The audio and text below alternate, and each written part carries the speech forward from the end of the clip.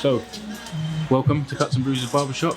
This is the Regal Gentleman Instagram and YouTube channel featuring myself. So what we're going to be doing, a lovely forward-facing haircut this time. Last week we did something that was quite long at the front and going back. This time I'm going to leave it quite long at the front and going forward with some sort of graduated texture going through the top there. We're not going to do it as short as last time on the back and sides. We're going to maybe take it down to a half and then just taper it around the edges just to give the haircut some longevity. It's going to be pretty simple, but it's going to be versatile again, so he's going to be able to wear it back if he wants to wear it back, or wear it forward if he wants to wear it forward.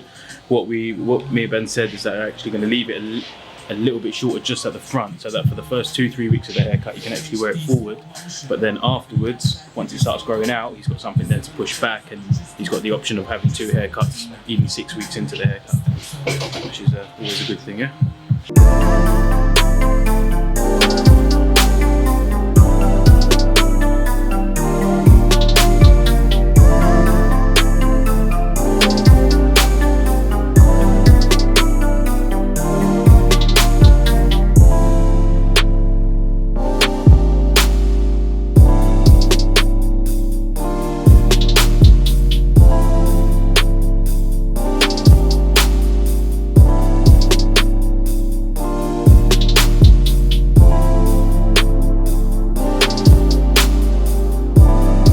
Photos are a great way of explaining what sort of haircut you want, but sometimes the angles of a photo don't necessarily give off the best impression to the barber.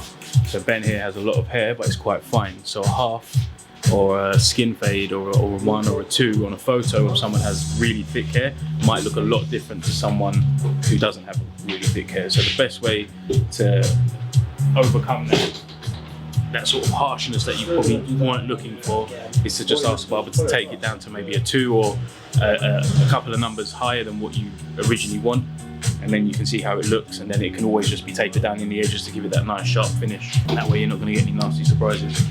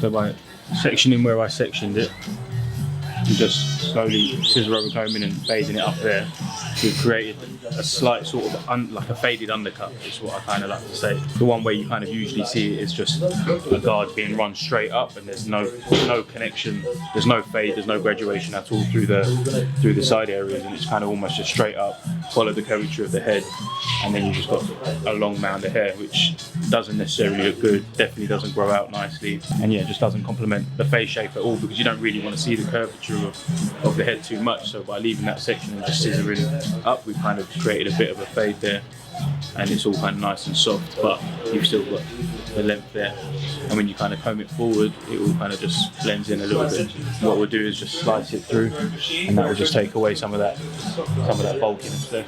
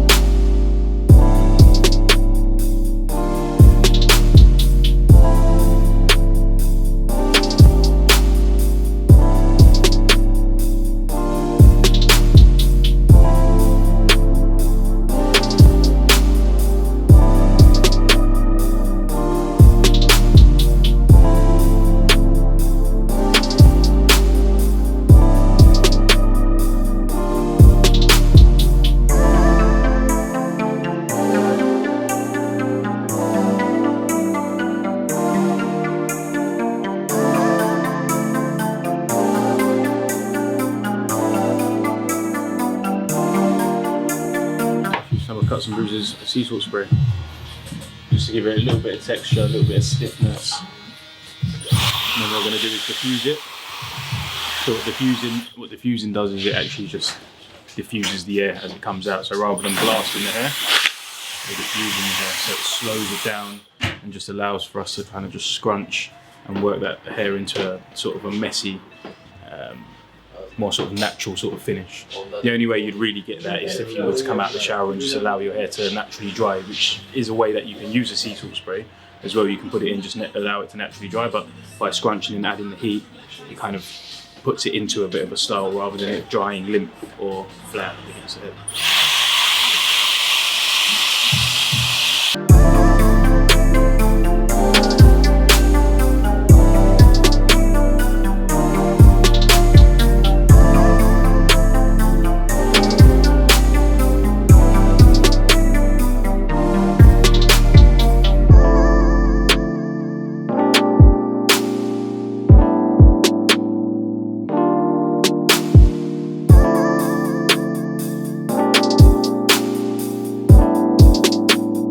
Yeah, so as you can see, we've kind of left quite a lot of length there. I've just taken it down just so it doesn't fall down to your eyes when you wear it down. Yeah.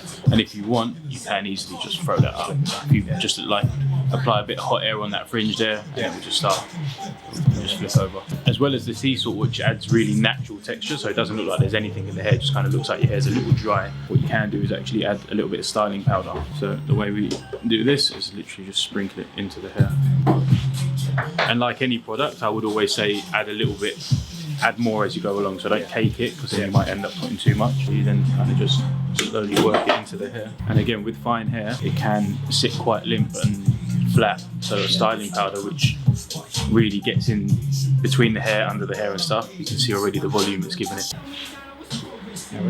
And you see what I mean with the fade? It doesn't go straight up into the curvature of the head, which is never a great look.